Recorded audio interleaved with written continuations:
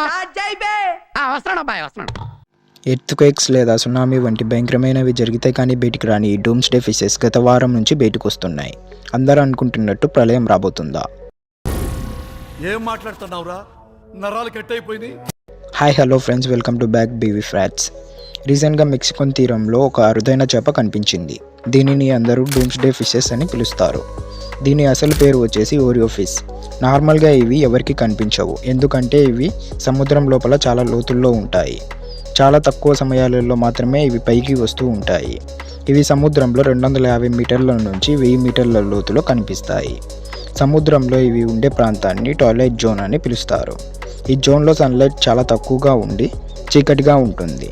కాబట్టి ఇక్కడ అన్ని జీవులు బయోలూమియన్స్ని కలిగి ఉంటాయి. అంటే వీటి శరీరం మెరుస్తూ ఉంటుంది.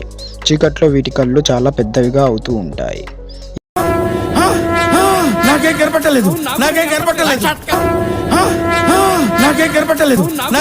ఇవి అట్లాంటిక్ ఓషన్లో మాత్రమే ఉంటాయి. ఇవి గుంపులుగా కాకుండా ఒంటరిగా ఉండటానికి చాలా ఇష్టపడతాయి. కానీ కొన్ని మాత్రమే గాయపడినప్పుడు లేదా దారి తప్పిన మాత్రమే బయటికి వస్తాయి. నాన్న పందులే గుంపుగా వస్తాయి.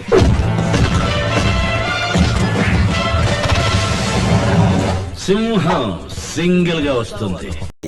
2011లో జపాన్లో సునామీ రావడానికి ముందు తీరంలో ఓరియో ఫిష్ కనిపించింది.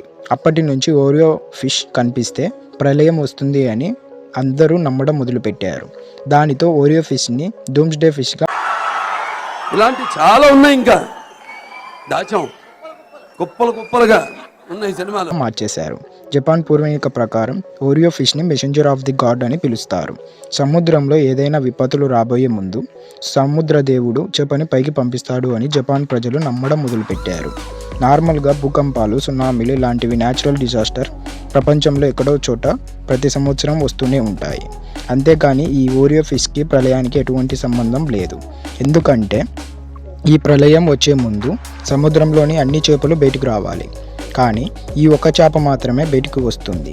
ఇలాంటివి చాలానే ఉన్నాయి కదా సముద్రంలో, కానీ ఎందుకు అవన్నీ రావడం లేదు అని ఆలోచించారా?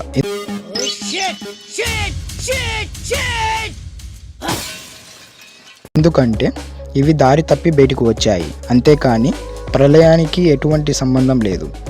ఎలాంటి సైంటిఫిక్ ఎవిడెన్స్ లేదు. ఏం ఈ పనుల్లో కనిపించలేదు. పైగా ఫిజికల్ గానీ మెంటల్ గానీ స్ట్రెయిన్. ఈ వీడియో మీకు నచ్చితే లైక్ చేయండి. ఇలాంటి ఇంట్రెస్టింగ్ ఫ్యాక్ట్స్ కోసం మన ఛానల్ని ఫాలో కొట్టండి ఫ్రెండ్స్. నా పెర్ఫార్మెన్స్ మీకు నచ్చినట్టయితే స్మాల్ బాస్ అని స్పేస్ ఇచ్చి పద్మశ్రీ PADMASRI అని టైప్ చేసి 555555కి SMS చేయండి. Please vote for me. Thank you.